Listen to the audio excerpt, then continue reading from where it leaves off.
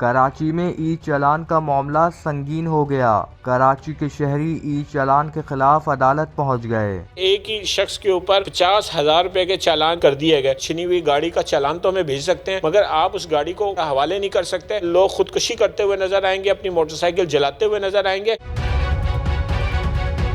شہر قائد کے امباسیوں پر ایک نیا بوجھ ڈال دیا گیا ہے، جس کو ای چالان کی صورت میں اس کا نام دیا جا رہا ہے۔ بائک سوار اور چھوٹی گاڑیاں جو چلانے والے حضرات ہیں، ان کے کروڑوں کی تعداد میں اس وقت چالان کیے جا چکے ہیں۔ سندھ ہائی کورٹ کا دروازہ کھٹکھٹا دیا ہے کراچی کے ندیم احمد اوان صاحب کی جانب سے۔ اوان صاحب یہ بتائیے گا معاملہ کیا ہے؟ سندھ ہائی کورٹ کا دروازہ کھٹکھٹانے کی کیوں نوبت آئی؟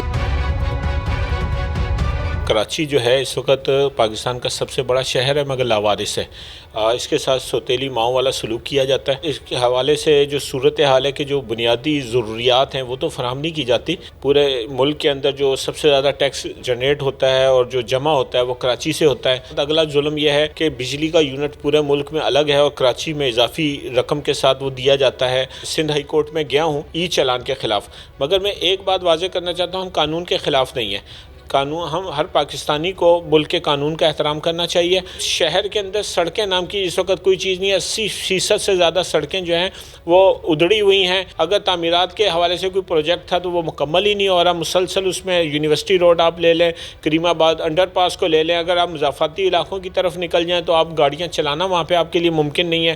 60% سے زیادہ جو ٹریفک ہے وہ موٹر سائیکل سوار ہیں اور اس وقت مہروں کی بیماریوں اور دیگر بیماریوں کا شکار ہیں۔ کھڈے ہیں، جگہ جگہ بری حالت ہے، گرد ہے، مٹی ہے، سیوریج کا گندا پانی ہے، اور اس کے اندر سے ان لوگوں نے اپنی بائکس کو لے کے وہاں سے گزرنا ہے۔ پہلی ذمہ داری حکومت وقت کی تھی کہ وہ یہاں پر بنیادی سہولتیں فراہم کرتے، اور پھر اس کے بعد اگلی بات ای چالان جو ہے اسلام آباد میں، لاہور میں، پنجاب کے کئی دیگر شہروں میں یہ پہلے سے چل رہا ہے کہ سیف سٹی کیمرے لگائے جائیں۔ کراچی جہاں اسٹریٹ کرائمز بہت زیادہ تھا، یہاں پہ جو ہے نا دیگر چیزوں کی چھینا چھپٹی تھی، گاڑیوں کی، اس کی ضرورت تھی۔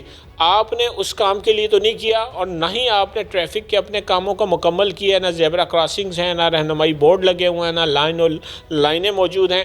اب آپ ان کے اوپر اتنے بھاری بھرکم چالان کر رہے ہیں کہ لاہور میں 200 روپے کا چالان ہو رہا ہے، کراچی میں منیمم 5,000 کا چالان ہو رہا ہے۔ ابھی خبر تھی کہ ایک ہی شخص کے اوپر 50,000 روپے کے چالان جو ہے وہ چند منٹوں کے اندر 5 چالان اس کے اوپر کر دیے گئے۔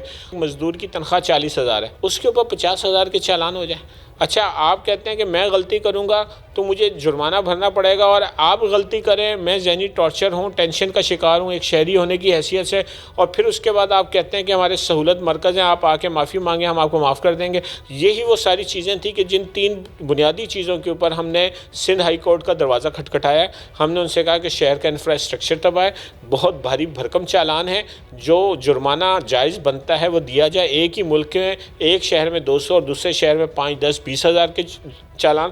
اور تیسری بات یہ ہے کہ صرف ہیلمٹ نہ پہننے کے اوپر یا معمولی سی غلطی کے اوپر آپ اس شہری کے شناختی کارڈ بلاک کرنے کی بات کرتے ہیں۔ قتل کے مجرم بھی جو ہوتے ہیں، جب تک ان کے اوپر 502 اشتہاری قرار دے کے عدالت نادرہ کو نہیں کہے گی تو اس کا شناختی کارڈ بلاک نہیں ہوتا۔ آپ ہیلمٹ نہ پہننے کے اوپر اس کے اوپر اتنا بڑا، تو جو جائز قانون کے مطابق اس کے اوپر جرمانہ بنتا ہے آپ وہ ضرور کریں۔ مجھے امید ہے کہ عدالت اس حوالے سے ریلیف فراہم کرے گی۔ کہ آپ نے پٹیشن تو دائر کر دی، کورٹ میں بھی آپ چلے گئے، ہائی کورٹ میں، تو یہ مجھے بتائیں آپ کے جو بنیادی مطالبات ہیں وہ کیا ہیں؟ کہ آپ کا یہ موقف ہے کہ ای چالان کو ختم کر دیں، معطل کر دیں، وہی ٹریفک پولیس کو، ایس او کو، آر کے کو روڈ پہ کھڑا کر کے وہی جو رشوت خوری کا بازار سرگرم، یا پھر آپ یہ چاہتے ہیں کہ اس چالان کی فیس کو کم کیا جائے، بہتر طریقے سے چلایا جائے، یا پھر فور معطل کر کے سڑکوں پر توجہ دی جائے، پھر اس کو 1 سال یا 1.5 سال، 1.25 سال بعد اس کو واپس لایا جائے؟ تو بطور مرکزی مسلم لیگ صدر آپ کیسے دیکھ رہے ہیں، اور آپ کی جماعت کا کیا یہ موقف ہے کہ اس کو اس طرح چلایا جائے، یا پھر واپس وہی ہم سفید وردی کو روڈ پر دیکھیں؟ ڈی آئی جی ٹریفک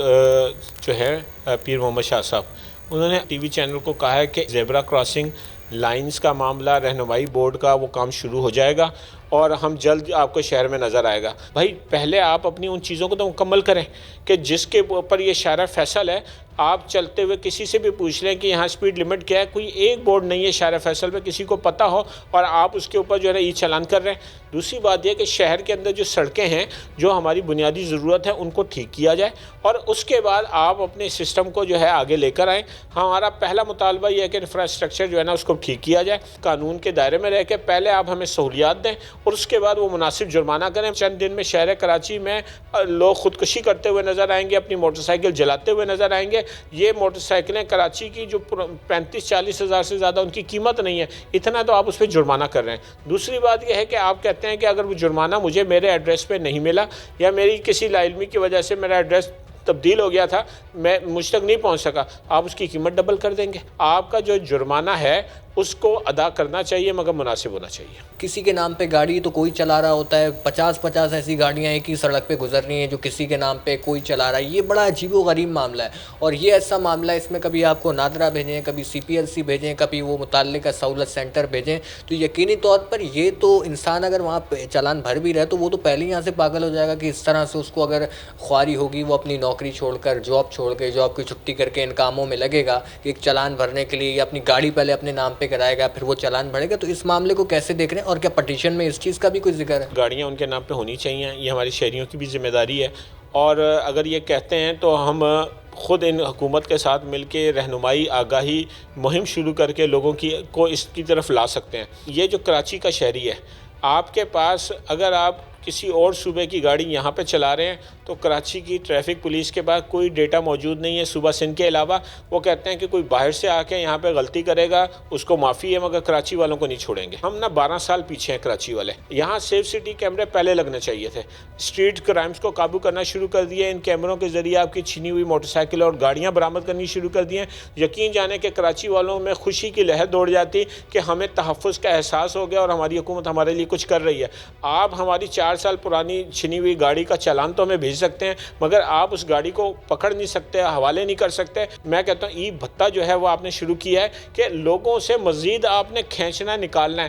آپ انہی کیمروں کو لگا کے لوگوں کو اس تحفظ کا احساس دلاتے ہیں کہ اب شہر میں کوئی بائک گاڑی چھنے گی نہیں, اب کوئی موبائل چھنے گا نہیں. جہاں معاملہ ہوگا ہمارے پاس سسٹم آ گیا, ہم اس کو فوراً پکڑ لیں گے, گریبان سے اس کو گدی سے پکڑ لیں گے.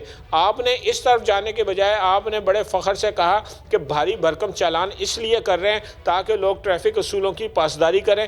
ہم سب سے پہلے ہائی کورٹ گئے, ہمارے بعد مزید بھی سیاسی جماعتیں بھی گئی. سندھ اسمبلی کے اندر تحریک التوا پیش کی گئی, سٹی کونسل کے اندر جو ہے اس کے اوپر پوری قرارداد پیش کی گئی. شہر میں ہم نے ایک آگاہی مہم شروع کی, ہمیں بہت زبردست رسپانس ملا.